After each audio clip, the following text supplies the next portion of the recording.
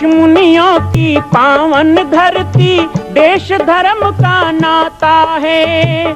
कहते सारे लोग यही हैं, गो हमारी माता है।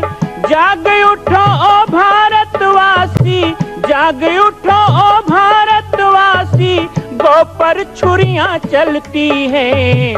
बंद करो गो माँ की हत्या, सारी जनता कहती है। बंद करो गो माँ की हत्या, सारी जनता कहती है।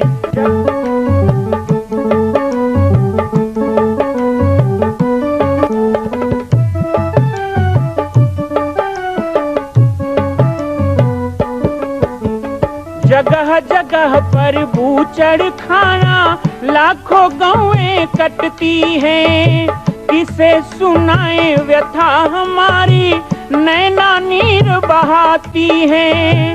रक्षा करना गौ माता की, रक्षा करना गौ माता की, गीता ज्ञान सिखाती है। बंद करो गो माँ की हत्या, सारी जनता कहती है। बंद करो गो माँ की हत्या, सारी जनता कहती।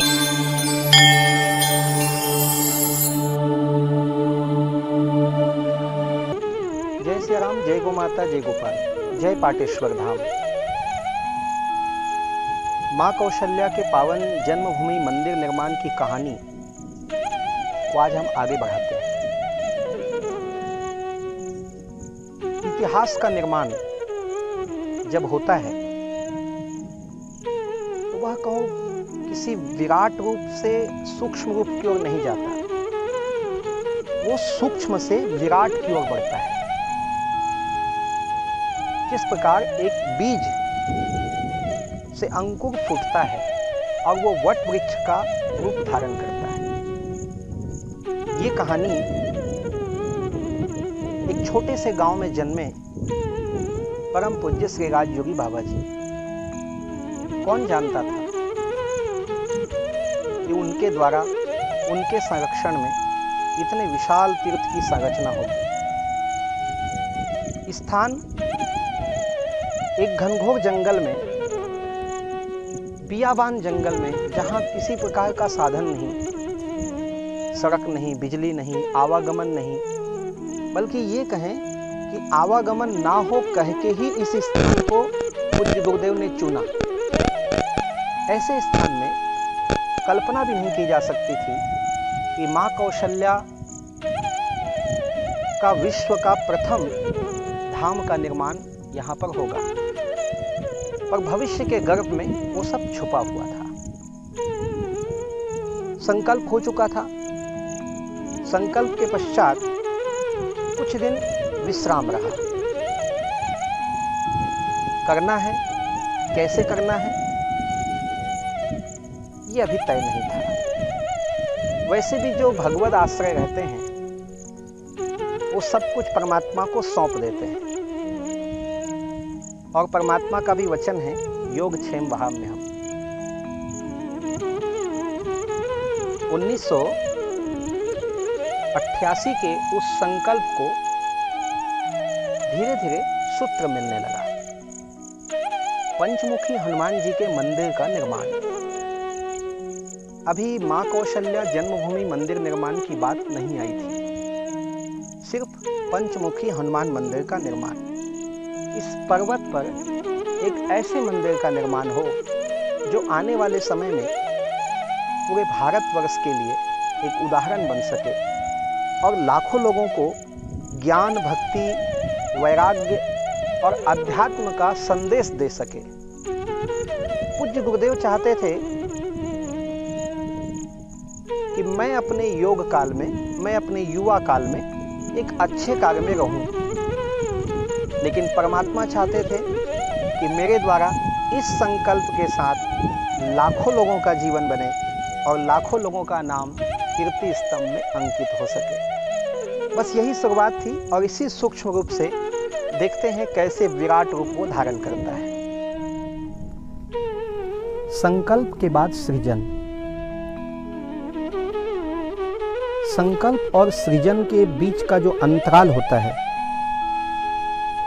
उसी अंतराल में प्रकृति को अवसर मिलता है उस संकल्प के अनुकूल वातावरण बनाने का।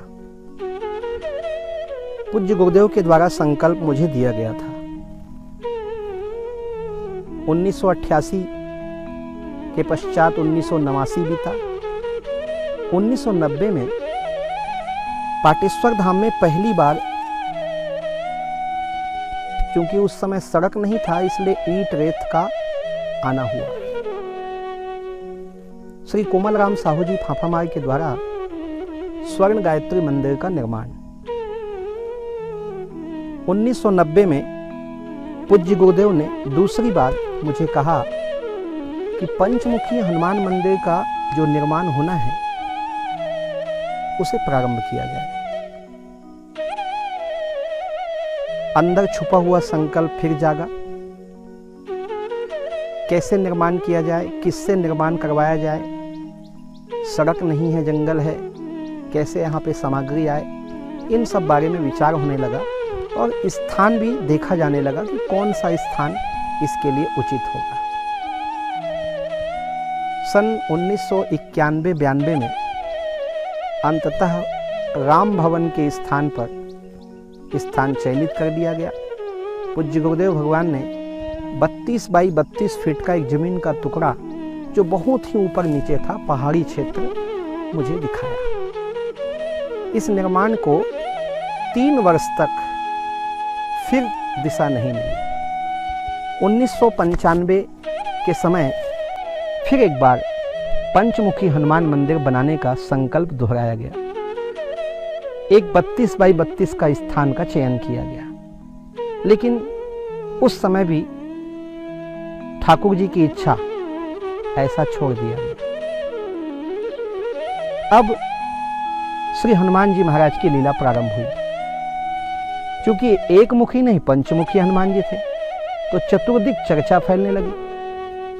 चतुर्दिक भक्तों को स्वप्न में भी हनुमान जी का दर्शन हुआ।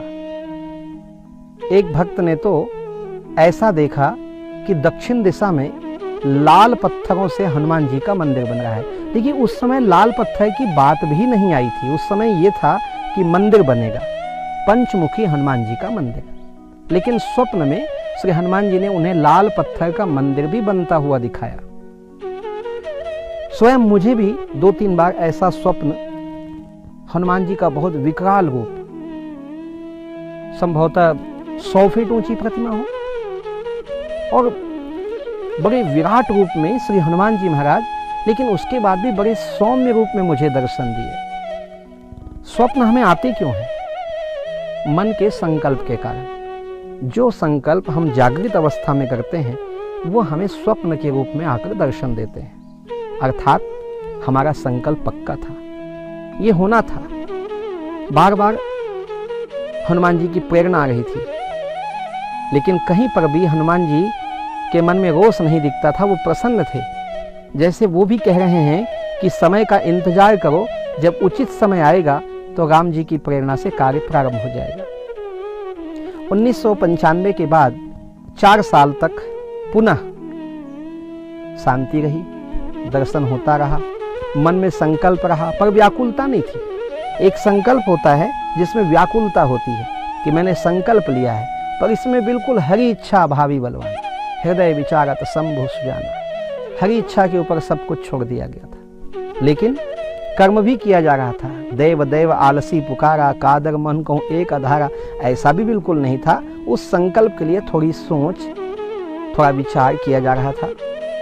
धीरे धीरे पाटेश्वर धाम में आने का जो रास्ता है, उसी रास्ते में इस बांध का निर्माण हो गया, इस जलाशय का निर्माण हो गया, जो अभी आप देख रहे थे। इस जलाशय के बनने से रास्ता पूरी तरह अवरुद्ध हो गया। रास्ता ही नहीं था, पगडंडी भी नहीं थी। कठिन समस्या, इतना बड़ा संकल्प, आश्रम, अब लोग आने भी लग गए थे। प्रवचनों के कार्यक्रम होने के कारण लोग आने जाने लग गए थे। गांव तक गाड़ी आती थी, गांव से पैदल लोग आ जाते थे। रास्ता बंद होने के कारण इस रास्ते को बनाने के लिए भी बहुत बड़ा संघर्ष करना पड़ा। मैं माँ कौशल्या जन्मभूमि मंदिर की कहानी में इस रास्ता के बारे में इसलिए कह रहा हूं क्योंकि रास्ता ही है वो साधन जिससे राजस्थान से ये लाल पत्थर लाए गए, जिससे इतने बड़े मंदिर का निर्माण का कार्य प्रारंभ हुआ। तो रास्ता का निर्माण जरूरी था। बहुत बड़ा सेतु बंध बांधने का कार्य भक्तों के द्वारा किया गया। रास्ता बनाने के संघर्ष की कहानी मैं थोड़ा सा आपको विस्तार से बताना चाहता हूं, इसलिए मां कौशल्या जन्मभूमि मंदिर निर्माण की कहानी कार्यक्रम में आपको कल तक का इंतजार करना पड़ेगा। कल आपको हम बताएंगे कि किस तरह इस सुगम रास्ते का निर्माण हुआ, पाटेश्वर धाम का द्वार खुला और इस निर्माण को गति मिली।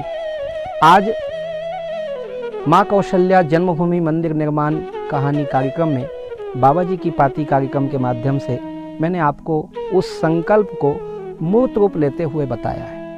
कल उसका एक और अध्याय हम आपको बताएंगे, आपके साथ साझा करेंगे। तब तक के लिए जय श्री राम, जय गो माता, जय गोपाल। मैं राम बालक दास महात्यागी, पाटेश्वर धाम से। मां कौशल्या की पावन जन्मभूमि छत्तीसगढ़ प्रांत में बालोद जिला में स्थित है श्री सर्वसिद्ध शक्तिपीठ जामड़ी पाटेश्वर धाम।